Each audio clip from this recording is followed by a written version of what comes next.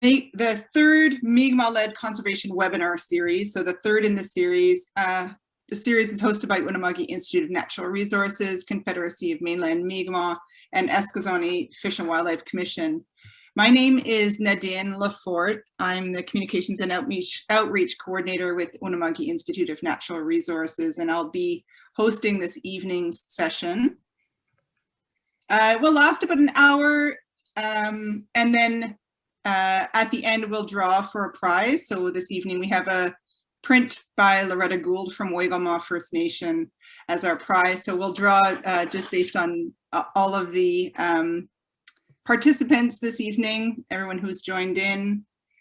Just a reminder that all of you are on mute. So you're all on mute when you entered, and we just ask that you remain on mute. And if you have questions and comments, drop them in the chat and I'll bring them up to our guests this evening. And if there's time at the end, there'll be a bit of time for discussion. The webinar will be recorded and will be made available to all of you and available to be shared afterward. And this webinar series it's a discussion of some topics, some projects and initiatives happening in Nova Scotia, those that are underway, really focused on Mi'kmaq-led conservation.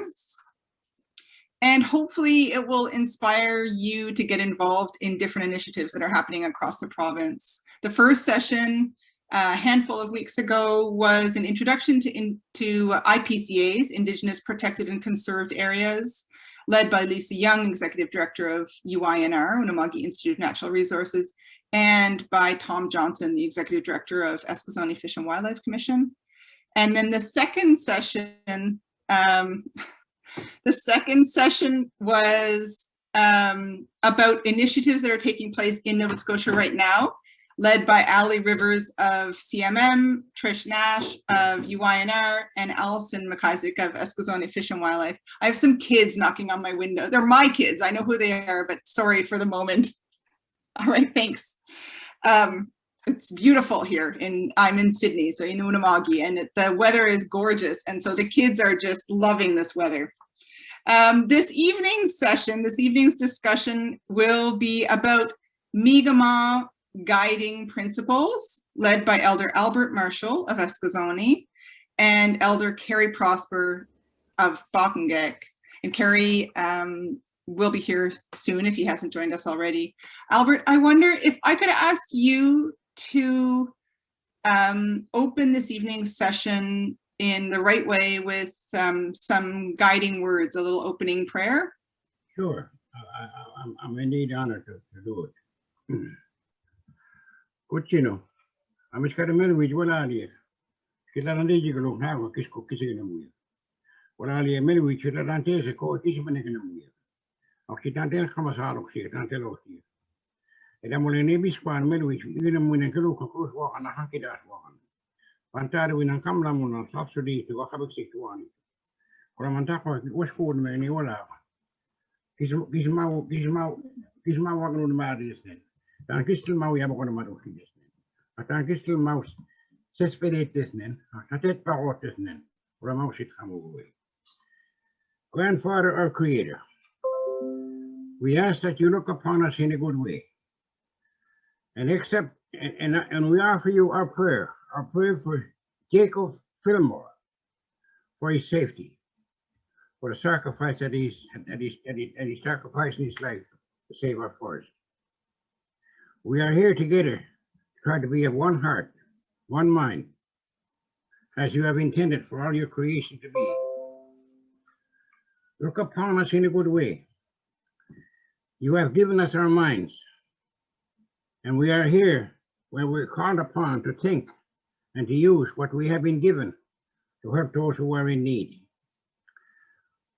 We have gathered here so that we might gain knowledge that we need and which comes from beyond ourselves, that we have insight and vision. We need to consider the right things to do and to make decisions wisely, to come to the right ideas and to share with one another the greatest gift of all, ourselves. We call upon the spirit of renewal and the spirit of healing that supports us on either side as we walk along the trail of life, that we might be renewed again as people, that healing be in our nation, in our communities, in our families, but most importantly, within ourselves. That as caretakers, we might find healing and have the wisdom and strength to walk any path set forth by you, Grandfather. As you gaze upon Mother Earth, you can see the great beauty of life and how we are placed at the center of this life. That we follow this path that you, our Creator, has picked for us to follow. With these kind of ever-seeing eyes, we too might understand our purpose in this life and accept it to the fullest. As caretakers, we walk upon this earth to be reminded that our path through life be one of love, understanding, compassion, healing, and thanksgiving. We send out this offering with one voice to ask for the blessings that we need to do the work that is yet ahead of us. May the Creator use the sun to light the path for us to gain wisdom, knowledge, and healing. And may the Creator use the moon to give us peace, serenity, strength to us all, so that when our journey here ends on earth, like the fading snow, we can see each other with a straight eye and without shame. Wela'liek, Untitled Chapter, and thank you.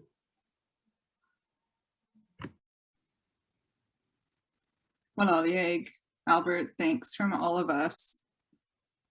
Albert, I wonder if you could maybe tell us a little bit about some of the guiding principles that really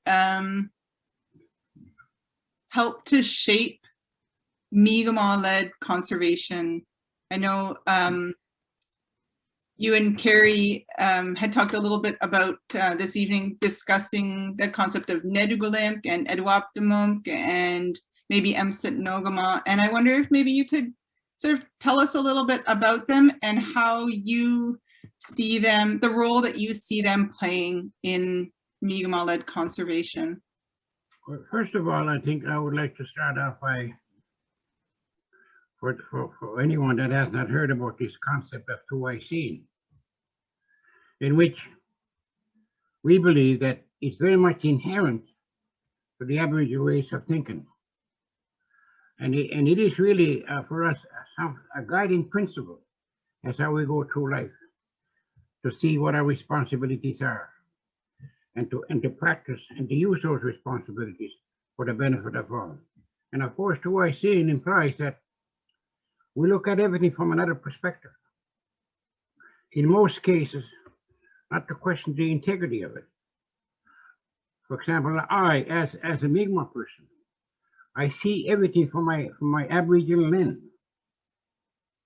And with that Aboriginal lens, of course, covers all the teachings that have been passed on to me from my ancestors, how to live, and make sure that while I am here on this physical plane, I will not do anything to compromise the ecological integrity of the area, and have the foresight of ensuring that while my short stay here, it will not compromise the future generations of their abilities to sustain themselves and to appreciate and to learn from nature.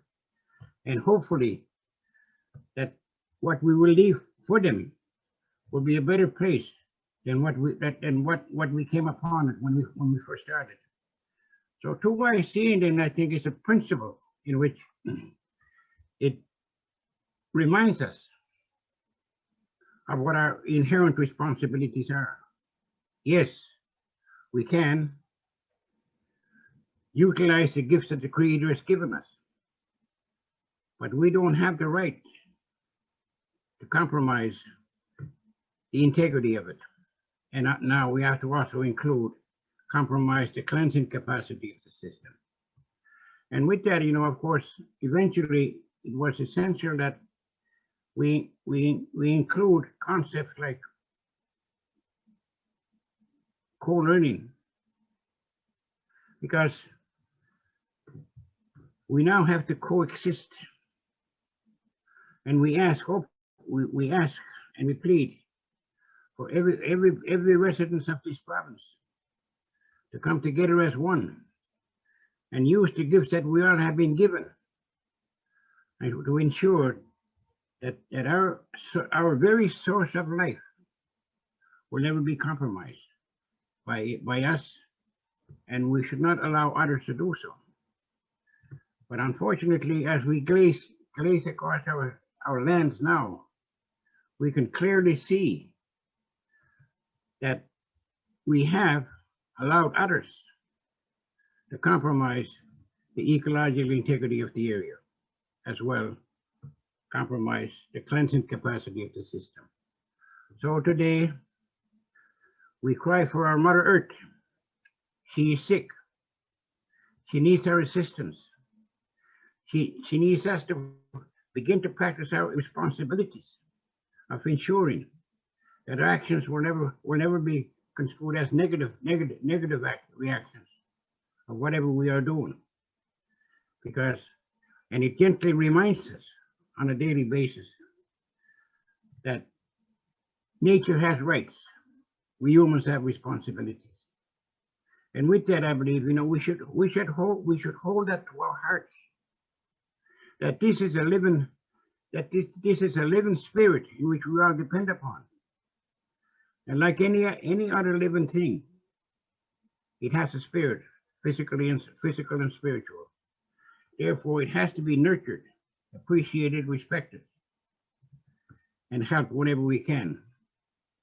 Because I believe we are the only species that have been given a gift of a mind, in which that mind can be used to enhance our chances or opportunities to meet the challenges what nature has given us.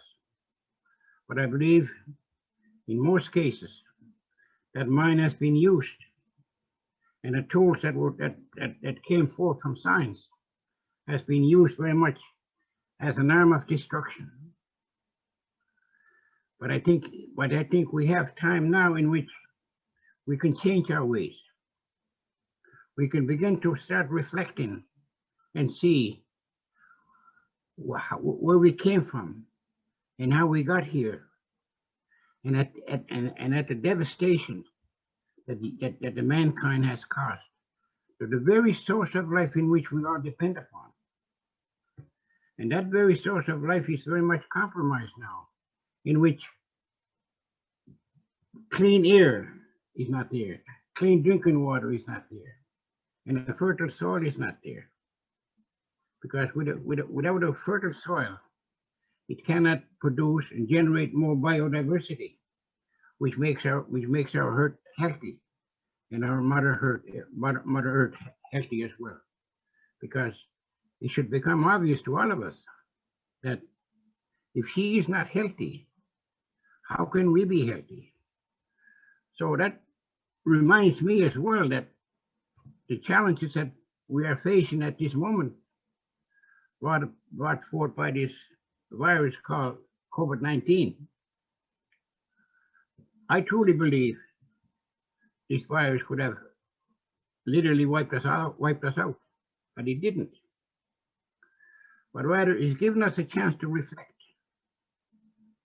And in that process of reflection, we should really look seriously of how we got here, and not what harm have we created and caused to the very source of life in which we all depend upon.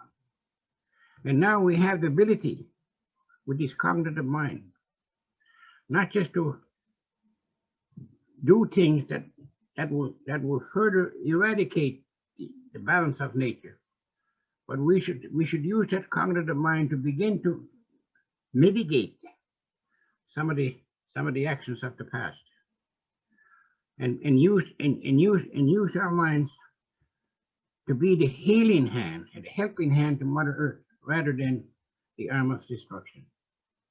We know, of course, in our words, we have so many words that guide us as a guiding principle. For example, Netukulimk and Msit No'Kmaq. Msit No'Kmaq is really a reminder how we are interconnected, interdependent with this living world. And of course, it also reminds us of what our responsibilities are. That we should not do anything. We should not allow our actions to cause negative reactions to the balance of the very source of life in which we all depend upon. So let's ponder some more and see what can we do as we move forward collectively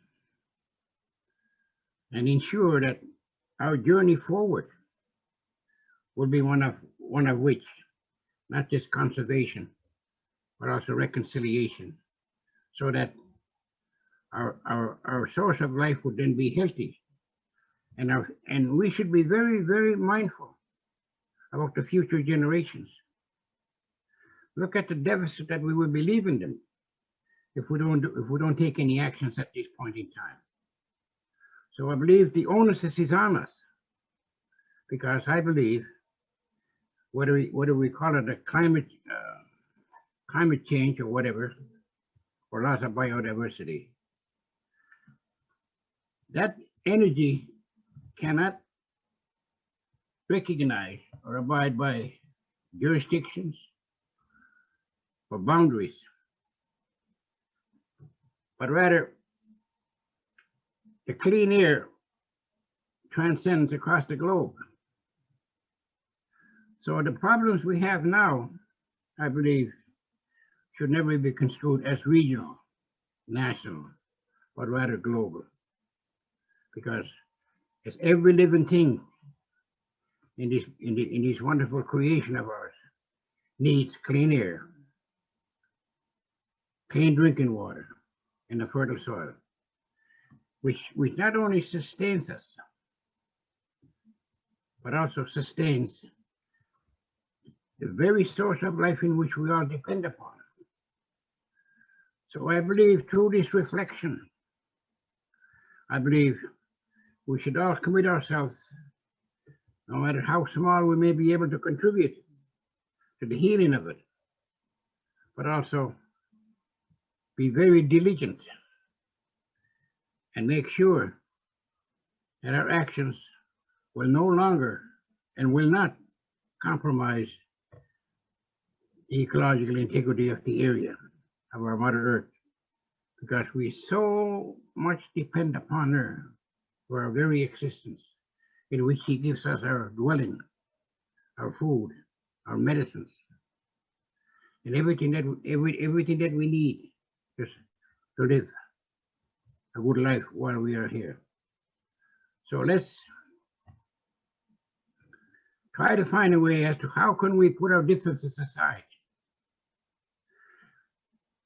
and use those differences to guide us as to how we move forward, how to join hands together and use the gifts that we all have been given to provide a helping hand in which our Mother Earth can begin to heal. Because if she is healthy, we too will be healthy. So these are the messages, I believe, that has to be or should be in our minds on a daily basis. That yes, we have to find a way as to how we can sustain ourselves, but be very careful that our actions do not cause negative reactions to the very source of life in which we all depend upon.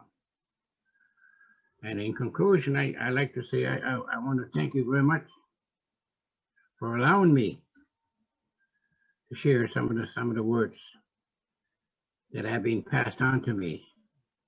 And I am doing my best to be the conduit of that knowledge with hopes that we will unite like we were all intended to be, with love, compassion, and a commitment to live in balance and harmony with the very source of life in which we all depend upon. Wela'liek, and thank you very much. Albert, do you want to talk a little bit about, I mean, you see lots of initiatives that are really getting rolling these days. And I'm curious what, if you see those guiding principles being put into action, and if you see opportunities for improvement or like really enhancing those guiding principles or the learning of those guiding principles. Yes, of course. And I would have to say, you know, I do applaud those Native organs, especially the one that I'm very much well aware of here in Unamagi, Cape Breton. Organizations like CEPI, Collaborative Environmental Planning Initiative, in UINR, in which for a long period of time now, these are organizations that were functioning on the basis, on the concept of Tuwaiseen, in which science and traditional knowledge are working together hand in hand, how to create and maintain the healing hand that our mother needs for her to sustain herself and to be healthy. So there's and of course there's a lot of our non-native brothers and sisters that have joined us in a long period of time of trying to create a one voice, and this one voice hopefully will be amplified, in which that anything and everything we take from the source of life, we should also be very careful and adamant of trying to replace what we have taken. For example, you know, our forests are gone. Our biodiversity is as such that she can't generate more biodiversity to create a healthy environment. So, but I believe the work is just beginning. The hardest part, I believe, though, is that how do we amplify our voices? How do we consistently create one voice in which these very sources of life will not only be protected, but also have to, you know, they have to be protected. As of late, as we all know, water, air, and soil, it's considered a commodity, and there's no protection for it. We have been pleading for years. Why isn't water, air, and soil be considered a source of life, not just for us, but for everyone? And that we should do everything in our power of ensuring that he stays healthy, he stays productive. So, in essence then, I believe, yes, a lot has been accomplished, but I believe there is a lot more to be done. But that work will only escalate if more and more people will join and say, how can we change our thinking? How can we change our lifestyle so that not only this generation here would be somehow be able to sustain themselves, but also have the foresight and to look into the future and really look at the actions that we have. Some of the actions that have been created were not too ecologically sustainable. And what kind of a future are we leaving for our children? And that should be our overarching objective at this point, whether all of us have children or not. But we got to think about the generations ahead. That is I believe, all our inherent responsibilities, in which we cannot remain silent anymore. Because if we are silent, then we're not fulfilling our responsibilities. And I believe that no one is going to be asked to compromise their security or compromise their civil liberties, whatever. But I believe we have something that no other creature has, and that is our minds. And with that mind, I believe we can not only voice it, but we can also write it, and remind our brothers and sisters that are not living up to those standards, to remind them gently, and constantly try to create an alternative, because we need socioeconomics. We have to sustain ourselves. We all have to sustain ourselves differently now than what it was in the past. None of us can live off the land anymore. So we have to rely on another form of a wage economy. But how much of that wage economy, I think, depends on what our Mother Earth can supply. So these are the things I believe. Yes, I agree, and I see a lot has been done. But I believe there's just as much more work ahead of us, in which we can somehow rest assured that our efforts will not only benefit the Mother Earth, but also will benefit the future generations. And I believe if we can come together as one, we can quickly and easily come up with these alternatives as to how can we sustain ourselves without compromising so much of our source of life, in which we all have been given this great spirit or energy called cognitive mind, in which we have the ability to use that mind to ease or to create better opportunities as to how we can sustain ourselves much more comfortably than our ancestors can. So I really, at this juncture, can't really come up with any specific points or areas in which we are making a difference. We are making a difference, there's no question about that. But according to our understanding, especially when I invoke my true I seeing, it's inherent in me to use that lens, how to constantly fine-tune action, my current actions to be much more ecologically sustainable.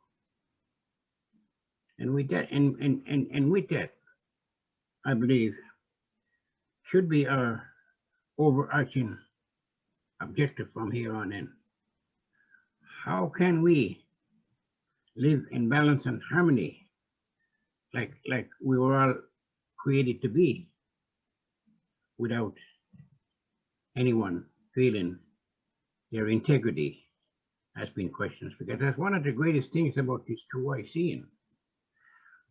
Really, is there a need to question the integrity of an action or a phrase or a word, but rather, how can we together constantly find a way of creating alternatives? And those alternatives would be much more ecologically appeasing or sustainable than what we are currently have.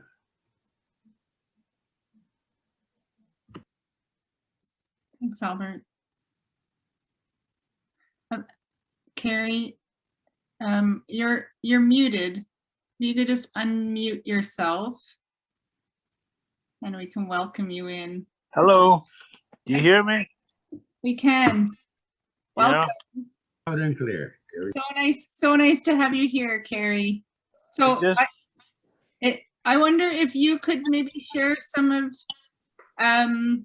your ideas, your experiences, hands-on, lived guiding principles. Yeah, Albert talked a little bit about Netukulimk and Etuaptmumk and Msit No'Kmaq, and I wondered if you could maybe tell us about some of, tell us your lived experiences. I don't know what to tell you guys. Tell us some stories, Kerry. All of Stories. your stories are lived experiences of like Netukulimk in action. Yeah, Okay. I mean, just to give you the big picture, the context, this webinar series is about Mi'kmaq-led conservation and what that looks like now, what it could look like, what it will look like, and yeah, all of the pieces that make that up. And so, which is why we wanted to bring in you and Albert to discuss some of the principles that guide our actions and actions that lead toward like proper, right way Mi'kmaq-led conservation. Yeah. Okay.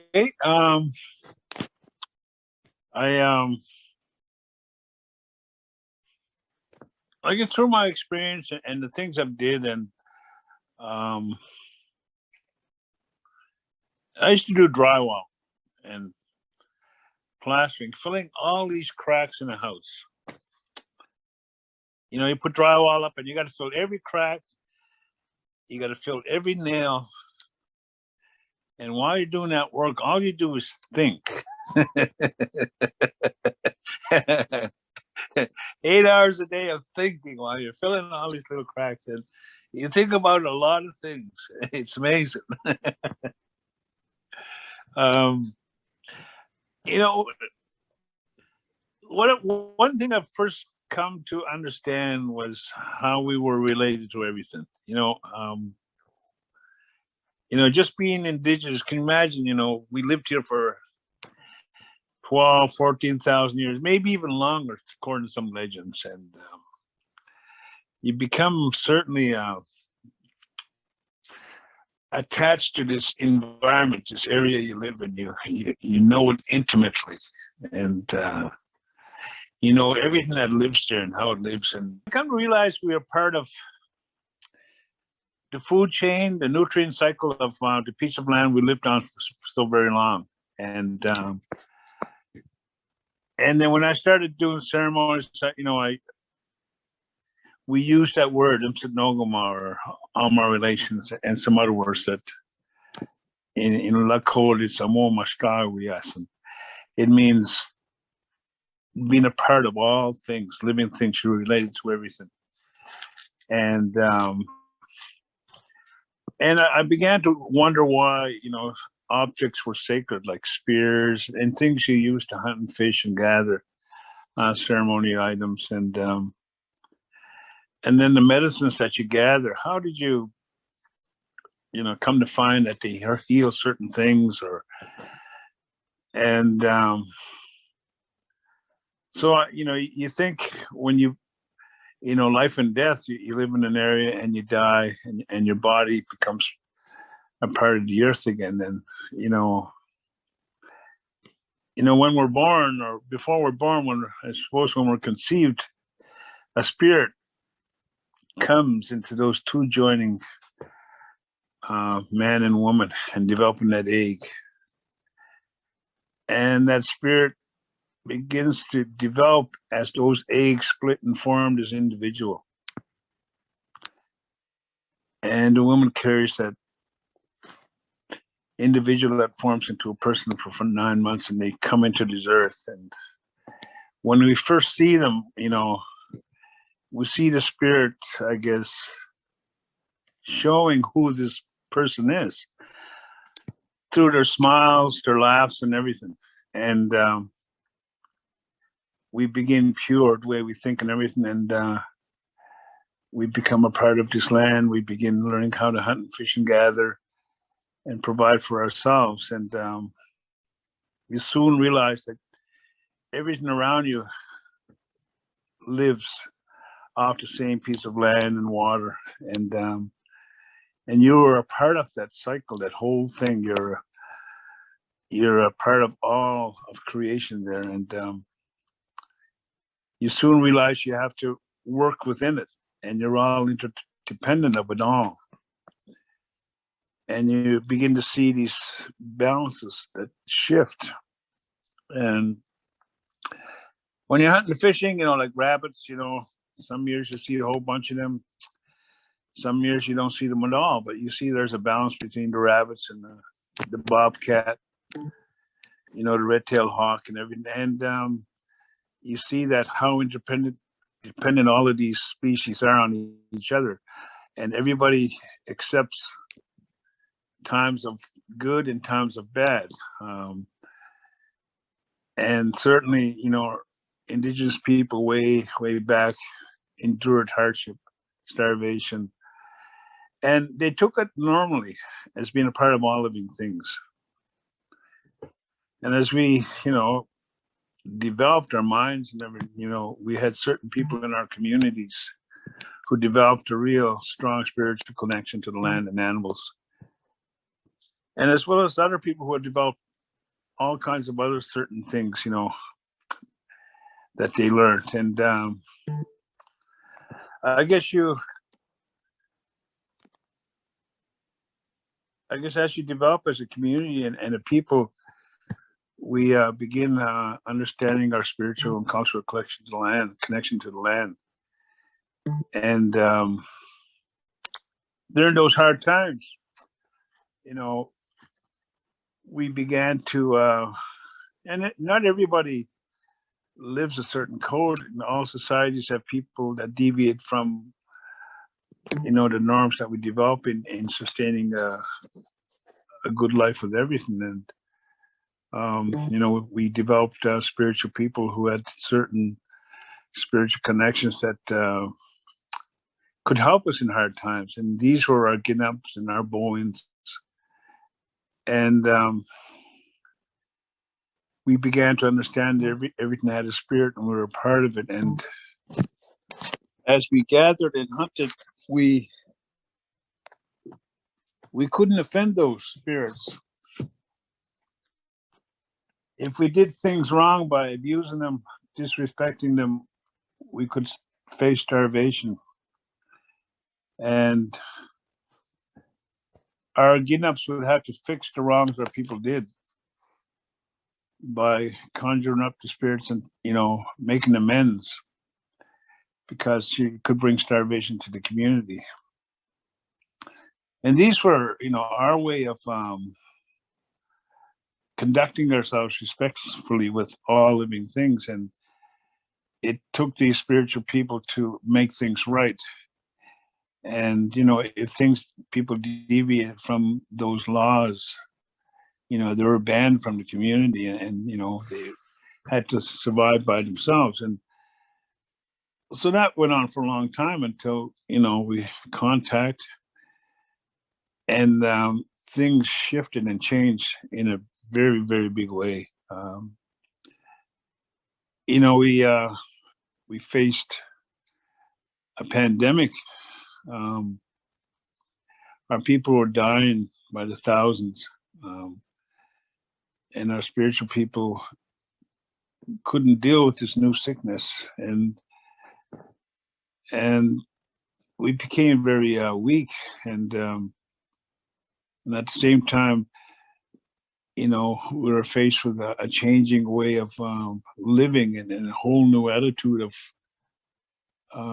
relationship to land and the resources. We survived, obviously, because we're here today and we still speak our language. But through that time, we faced a lot of hardships and, dispossession of land, dispossession of access to resource. And then we find ourselves today trying to, I guess, reconnect and to become a part of normal society, economically, culturally. We certainly fought hard, to survive, and eventually we had to, go through a treaty making process to, I guess, allow for us both to live on this land. And things, as the economy developed, we began to, I guess, hunt and fish and gather and sell meat and stuff to help, the economy of this country to move. I know we've hunted a lot of moose and we've sold meat to a lot of the mining industry, to the miners that were working the mines and developing the industry. There was not many cattle here, but Mi'kmaq certainly developed, knew how to hunt moose and supplied a lot of meat to the industry. They made a lot of handles for all of the tools, the hand tools that people used, and they certainly, helped guiding and feeding people, and as the economy grew, we lost our connection to each other, and all of a sudden we were dispossessed of our livelihood. The treaties weren't recognized anymore, and we kind of really started struggling. And today, we fought hard to get our treaties recognized, and now, like we have proven that they exist. They're viable, they're real, and they're protected, and that we're struggling to implement them. And today's economy is a big reason why we're having a hard time. When I fish deals, and we used to snare rabbits, and we'd give them to our elders, and our elders would say, well, here's a quarter, here's a dime, and we said, no, we can't take money. But they said, no, you have to take money, because you got to buy snares, you got to buy some food or whatever you want from the store, and you have to take money. And so we began understanding, that, yeah, maybe we have to sell food.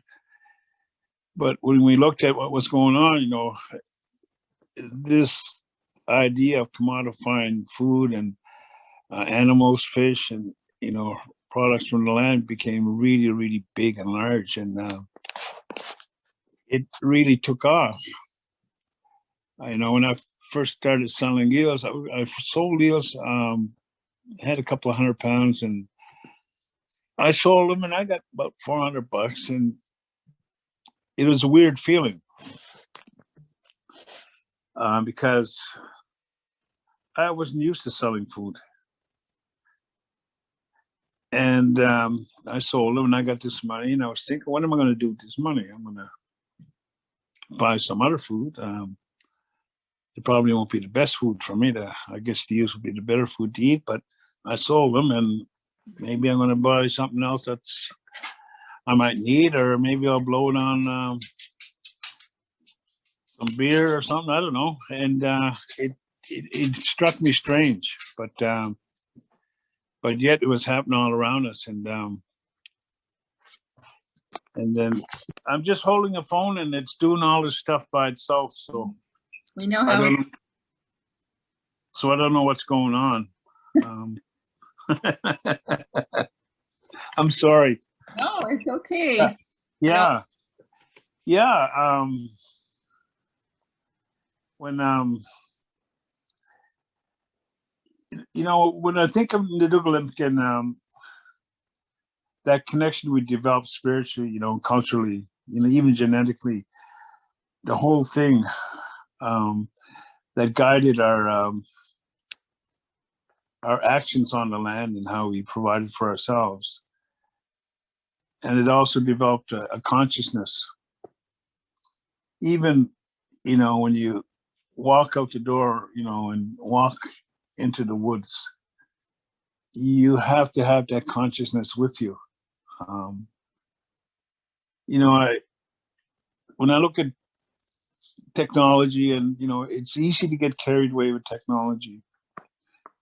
Like spearing eels with, with a lantern, or you can go with a generator light, and all of a sudden you see a lot more bottom. You can see more fishing area on the bottom of the water, and you see more eels, and you may spear more eels, and then all of a sudden you catch yourself getting carried away. Or the money's good, and you're fishing and you're selling, and you're getting more and more eels. You're going to sell more or whatever, and you get carried away. It's all human nature how we conduct ourselves, and keeping a conscious awareness of what we're actually doing. It's a real challenge for all human beings, and we can see this out there every day. When we look at the ground fishery we had, the cod fishery, the greatest fishery in the world, and how it collapsed, through mismanagement and overfishing. And I don't know if we really, really look at how that whole thing went down, and, all the intricate parts that everybody played in that. I think that was one of the greatest lessons that we could have learned from. And yet, I don't know if we've really learned from that. And, even, we're going to have our own challenges with our own development of our own management systems, because, we have a certain quality of life, and if we don't have a balanced quality of life between cultures or between people, this whole gap between rich and poor, we're always going to struggle with managing our relationship to resources. We always want something better for our children, and their children want something better for their children. But at the same time, as we make things better for our children, we're making things worse for our great-grandchildren. I don't know how long we can make things better before the resource will not be able to allow that to happen. I guess somehow, as people, we have to learn to accept a certain quality of life, and stop trying to, I guess, outdo each other or have more than others, or be the ones to be on top, and while others struggle. It doesn't lend to our way of life. It doesn't lend to our culture of sharing food and sharing, making sure everybody had enough, making sure that everything around us was able to survive, and continue being interdependent on each other. And because when you look at a system and you allow an invasive species to go there, you can really upset the balance. And it takes a long time for it to restore itself, or to accept that new invasive species, whatever it is.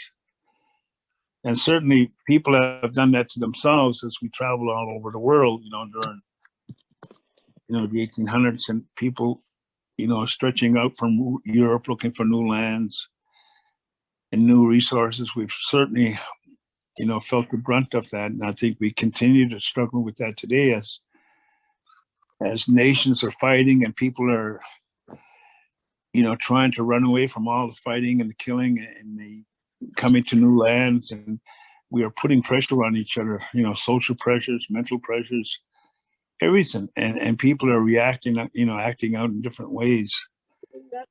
I think we have a lot of challenges. Yeah, I see a lot of challenges, and but when I look at young people and how they've really stood up with calling out all of these actions against, all the cultures, Black Lives Matter, Red Lives Matter, Idle No More. I really see young people standing up for themselves as young people, being fed up with all of, and I really hope they can really take on, what we leave them and really fix the mess that we leave them in. I hope they can really shed all the, the biases and the racisms that a lot of us old people may have had against each other, and to be able to move on in a good way. Certainly, young people have fresh new ideas, and I know a lot of little kids are born and they have they bring a certain knowledge with them already, and I really think about that. And but one of the things I focus on more and more as me is through ceremony is to pray for all of these things, to really put my voice out there in prayer, so that maybe the Creator or our spiritual ancestors who lived here on earth, going back to the first man and woman who certainly hear us and listen to our prayers and want to help us, and who certainly are waiting for us to ask them to guide us and help them. And I know many of us struggle on earth with spirituality and, developing a prayer and really, actually really praying for something and praying for each other, even though we hurt each other and offend each other. We struggle with all of these things and wonder why, everything is having a hard time. The animals and the fish, our relatives are having a hard time. And it's because we've lost that spiritual connection to them, to the land, to our Creator, and to our enemies, to the people who we have indifferences with, and to be able to pray for them. And one day, maybe our children will all live together in a good, harmonious way with everything we have here. I just, sometimes you begin thinking that way, and you look for answers, you look for ways of doing things, and you can't see them. But certainly, I've known when I've prayed for things, sometimes I saw things happen, right away or a little time, and sometimes I didn't see nothing, and all of a sudden I looked at it, it happened, and I didn't notice it. It was in front of my face. I